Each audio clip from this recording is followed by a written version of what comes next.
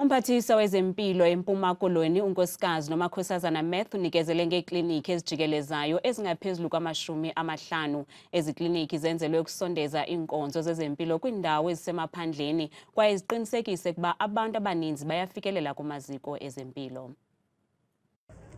Njengenxalenye yokomeleza iinkonzo zezempilo, umphathiswa wephondo eMpuma Koloni unomakhosazana Math unikezele ngeekliniki ezingomahamba-ehlala ezingaphezu kwama-50 kwisibhedlele Cecilia Makhiwane.